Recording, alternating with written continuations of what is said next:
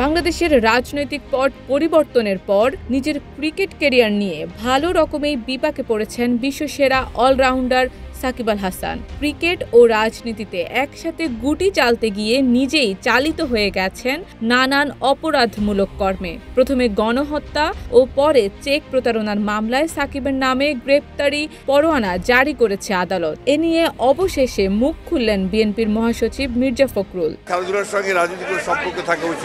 1991 সালে ক্রিকেট বোর্ডের সদস্য হওয়ার দীর্ঘদিন পরে রোববার মিরপুরে খেলা দেখতে গিয়ে এ বিষয়ে কথা বলেন মির্জা ফখরুল। তিনি বলেন, আমি ব্যক্তিগতভাবে মনে করি যে খেলাধুলার সঙ্গে রাজনীতির সম্পর্ক থাকা উচিত নয় এবং সেটা চলমান অবস্থাতেও না। ভবিষ্যতে যারা খেলা ছেড়ে দিবেন তারা রাজনীতি করতে পারেন। কেউ না বুঝলেও আমরা আপনার প্রয়োজন বুঝি, আর তাই তো অত্যাধুনিক ফিচার সম্বলিত বিভিন্ন সাইজ আর কালারের 250-টিরও বেশি ডিজাইন অপশন নিয়ে ওয়ালটন স্মার্ট ফ্রিজ বোঝে আপনার প্রয়োজন। এটা তাদের অধিকার, তবে এটা ব্যক্তিগত ব্যাপার বলে আমি মনে করি এবং এই অধিকার মানুষের সকলেরই থাকা উচিত। তবে সাকিবের বিরুদ্ধে হওয়া মামলা ও গ্রেপ্তারি পরোয়ানা নিয়ে সাংবাদিকদের প্রশ্নে মির্জা ফখরুল বলেন, আমি এ বিষয়ে ঠিক মন্তব্য করতে চাই না, এটা আমার সাবজেক্ট নয়। রোববার মিরপুর শেরেবাংলা স্টেডিয়ামে জিয়া ক্রিকেট টুর্নামেন্টের ফাইনাল ম্যাচ দেখতে আসলে সাংবাদিকদের প্রশ্নের জবাবে এইসব কথা বলেন মির্জা ফখরুল।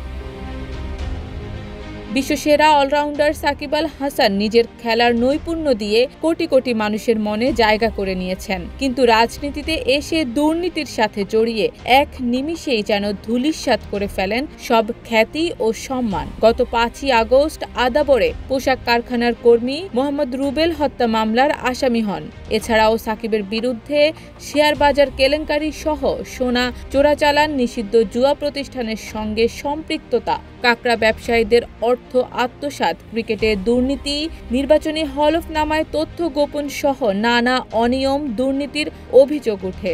এবার আইএফআইসি ব্যাংকের চেক ডিসঅনার মামলায় সাকিবকে গ্রেফতারি পরোয়ানা জারি করা হয়। এর আগে গত 15 ডিসেম্বর সাকিবের নামে এই চেক জালিয়াতির মামলা হয়। মামলার নথি থেকে জানা যায় সাকিব সহ 4 আসামির বিরুদ্ধে 4,14,57,000 টাকার চেক ডিসঅনারের অভিযোগে মামলাটি করা হয়। শারমিন নিশু, ঢাকা পোস্ট।